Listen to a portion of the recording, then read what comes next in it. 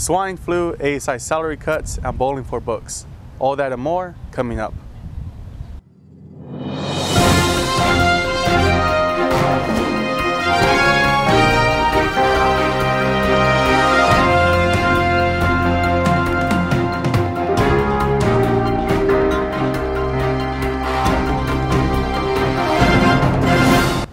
Hi, I'm Brian Kieran and you're watching Beach News. Our top story this week regards swine flu on campus. Tests confirmed that a female student living in the Los Alamitos dormitory was sick with swine flu. She has been quarantined in the faculty apartment at Parkside Commons. The university has taken some precautions to prevent the spread of the flu, such as cleaning door and bathrooms more often and advising students to practice good hygiene and stay home if they're sick. With funding going down, ASI decided to cut its members' salaries. ASI judicial and cabinet officers had their stipends cut by 20%. However, senators had their stipends cut by about 9%, while the president, vice president, and treasurer had their salaries cut by about 8%. When asked if he would be willing to have his salary cut, then vice presidential candidate Omar Gonzalez said he would be willing to decline his entire salary. There was a story in the Daily 49er about ASI probably having to cut some position because of the budget problems. Currently, as if you were made ASI vice president, you would make $18,000. So with the ASI president, I believe the ASI treasurer too. Would you, as ASI vice president, be willing to decline half of that amount or a quarter of that amount so that some positions don't get cut? I would decline 100% of it, honestly. During her campaign, Treasury-elect Mary Lee Danila said she would be fine with undergoing a 50% pay cut. Would you be willing to let your salary be cut by 50% if you are going to be going to be paid $18,000 a year? Because from what I understand, that's how much you will be paid as treasurer. As of now, I mean, it's fine with me because, I mean, well, I'm paying everything out of my own pocket at this point. So, I mean, all that money would be just helping me for grad school. You know what I mean? So, if it needs to be necessary, then.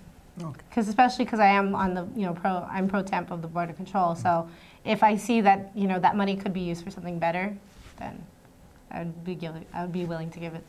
In other news, students took back the night on Thursday in their March Against Sexual Violence. Force, a student feminist organization, held their annual Take Back the Night event. Among other things, it promotes awareness about sexual violence. It began with a rally near Brotman Hall. We're here to say that violence is never the survivor's fault because there's never any excuse for any type of abuse. We're here to support survivors, to form allies, and to help others make the transition from victim into survivor. Because although you may feel that everything was taken from you, you still have us, you have your community, and most importantly, you still have your voice. Eventually, protesters marched through campus and university dormitories. They chanted slogans such as, quote, "Real men, they don't rape," end quote. And free bus service, courtesy of the UPass program, will continue to be available next year to students. The only drawback, an off-campus shuttle service will end to help pay for the cost of the program. The UPass program costs about $1,200 per weekday during the fall and spring semesters. Having trouble paying for textbooks? Well, Long Beach State helps students in that area by hosting a bowling tournament. Matt Mesa has more. Cal State Long Beach and Long Beach City College held the first Bowling for Books bowling tournament Friday at Cal Bowl in Lakewood, California. About 45 teams of 4 participated in the event hosted by Viking bookstores and 49er shops to raise money for textbook scholarships. 49er Shop CEO Don Penrod borrowed the idea from a former employer. I used to work in St. Louis at the community college, St. Louis Community College, and we started a tournament back there that's been running for about 5 years. So I knew it could make money and it could support textbook scholarships. So it took me a few years to convince my California brethren that this would work out, but it looks to be a pretty successful first time.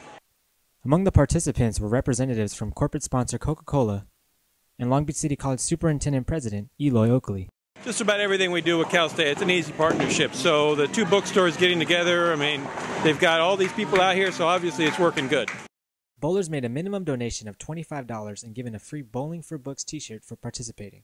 Hopefully we're expecting people to actually do better than that and raise more money. And then we've got a number of corporate sponsors that have also chipped in. So the average student should feel good about it's a cheap event. Reporting for Beach News, this is Matthew Mesa.